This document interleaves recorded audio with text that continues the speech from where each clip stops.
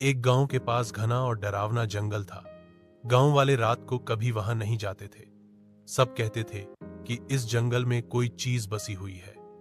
एक रात अली और उसके 3 दोस्तों ने जिद की, हम बहादुर हैं, आज रात जंगल में कैंप लगाएंगे। वे जंगल के अंदर गए, आग जलाई और हंसी मजाक करने लगे।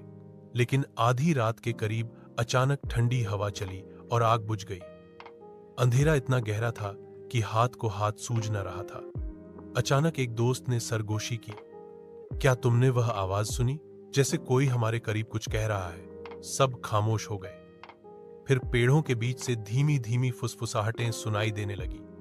आवाजें कभी करीब आती, कभी दूर जाती, लेकिन शब्द समझ नहीं आते थे। ऐसा लगता था जैसे पेड़ ही बोल रहे हों। फिर अचानक लाल आंखों वाली कई परछाइयां उनके इर्द गिर्द दिखाई देने लगी। वह धीरे धीरे हरकत कर रही थीं, जैसे उनका घेराव कर रही हों। अली ने कांपते हाथों से टॉर्च जलाई। रोशनी सीधे एक बूढ़े और झुर्रियों भरे चेहरे पर पड़ी। उसके होंठ हिल रहे थे, जैसे वही फुसफुसाहट कर रहा हो। अगले ही पल वह चेहरा अचानक गायब हो गया। दोस्त चीखे और भागने लगे, मगर रास्ता खत्म होता जा रहा था। पीछे से सरगोशियां तेज होती जा रही थीं और कदमों के नीचे जमीन हिलती महसूस हो रही थी।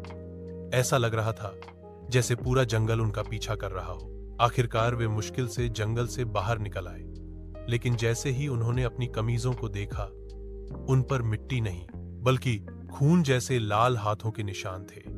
सबक रात के समय जंगल कभी तबाही या खेल के लिए नहीं होते। कुदरत के डर और वीरान जगहों की खामोशी को हमेशा गंभीरता से लेना चाहिए।